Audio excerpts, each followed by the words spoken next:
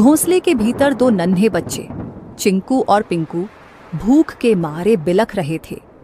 मम्मा, भूख लगी है, क्या कुछ खाने को मिलेगा मम्मा? पेट में कुछ नहीं है मम्मा, कुछ ला दो ना। चिकी की आंखें भर आईं। हे भगवान, मैं क्या करूं? कैसे बताऊं कि बारिश शुरू हो गई है, लेकिन मेरे बच्चों का रोना मुझसे देखा नहीं जाता। भीगूंगी, गिरूंगी, चाहे जो हो, लेकिन इन्हें भूखा नहीं देख सकती। रुको मेरे लाल, मम्मा कुछ ले आएगी, चाहे जान ही क्यों ना चली जाए। परंतु एक बात याद रखना, जब तक मैं नहीं आऊं, घोंसले में से बाहर भी मत देखना और बाहर भी मत निकलना, समझ गए ना? चिड़िया खाना लेने के लिए चली जाती है। अब इन दो बच्चों की माँ घर पर नहीं थी और बच्चे घोंसले में अकेले थे। उनके लिए यह पहली बारिश थी जो उन्हें किसी अजूबे से कम नहीं लग रही थी।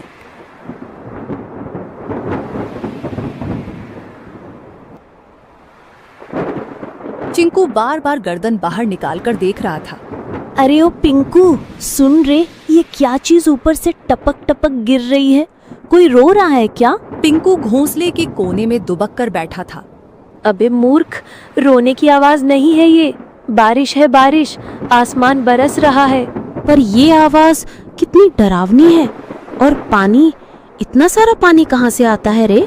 मत देख बाहर, मम्मा ने कहा था बिजली चमकी तो घोंसले समेत भस्म हो जाओगे। चिंकू सहम गया। हवा के साथ पानी की बौछारें घोंसले तक पहुंचने लगी थी। दोनों भीगने लगे। मम्मा कब आएगी पिंकू? भूख लग रही है यार, और डर भी। पिंकू कुछ नहीं बोला। उसकी आंखों में चिंता थी। मम्मा ने कहा था कि अगर मैं देर से लौटूं तो घबराना मत, चुपचाप बैठे रहना, डर से बड़ा कोई शिकारी नहीं होता। चिकी चिड़िया को जंगल में कुछ गेहूं मिले। उसने वो गेहूं को अपनी पतली टांगों से पकड़ा और तेज बारिश में फिर से बच्चों के पास लौटने की ठान ली। बारिश और हवा में अपना जोर दिखाना शुरू कर दिया था। उसे ना चाहते हुए भी एक पेड़ की डाल पर बैठना पड़ा। हे राम, बच्चे अकेले हैं, घोंसला खुला है और ये बारिश बढ़ती ही जा रही है। यदि बारिश थोड़ी सी भी कम हो तो मैं सीधी दौड़ती हुई उड़कर अपने बच्चों के पास पहुंच जाऊंगी। तभी बगल की डाली पर टोनी तोता फुर्र से आकर बैठा। अरे टुनी बहन, तू यहाँ क्या कर रही है इस तूफानी बारिश में? तुझे होश भी है कि बच्चे अकेले हैं? टोनी भाई, क्या करूं, उड़ नहीं पा रही, पंख गीले हो गए हैं। बहन, कल की बात बताऊं, मैं कबूतर बहन के घोंसले के पास से जा रहा था। क्या हुआ वहाँ? बहन, एक सांप आया था, बहुत लंबा और काला, चुपचाप डालियों के पीछे पीछे सरकता हुआ सीधा घोंसले तक पहुंच गया। फिर किसी ने देखा नहीं? मैंने देखा, मैं ऊपर ही उड़ रहा था। जब देखा कि सांप कबूतर के बच्चों के ऊपर झपटा, मैं चीखा जोर से, सांप सांप! सब पक्षी इकट्ठा हो गए, लेकिन तब तक बहुत देर हो चुकी थी। वो दो बच्चों को निगल गया बहन। चिकी सन्न रह गई।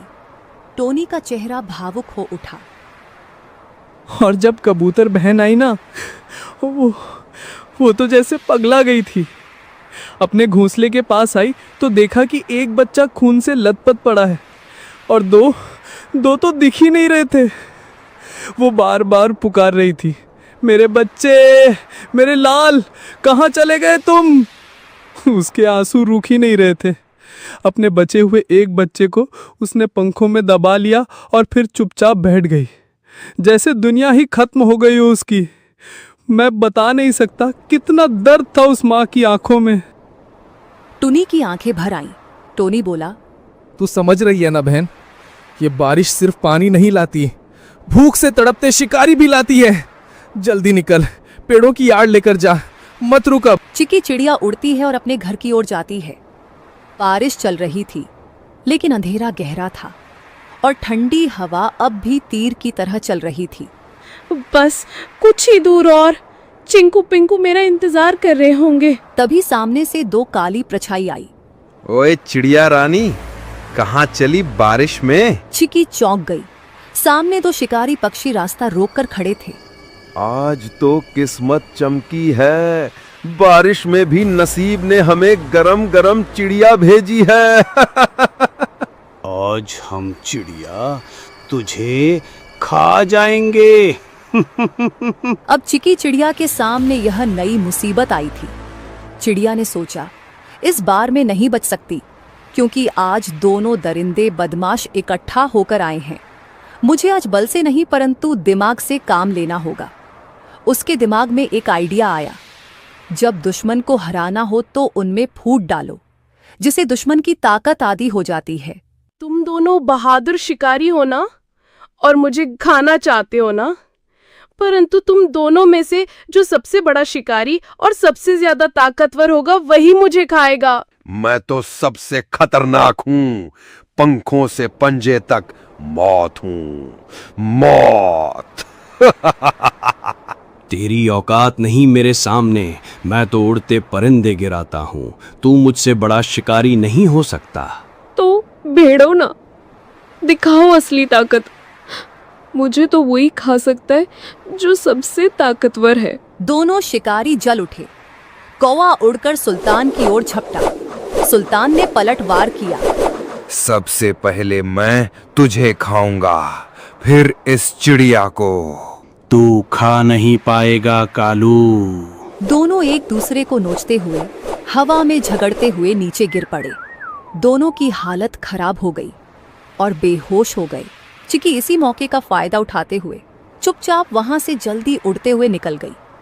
उसके मन में एक ही बात थी, बच्चों तक पहुंचना है, बस अब देर नहीं। चिंकू और पिंकू कांपते हुए बैठे थे।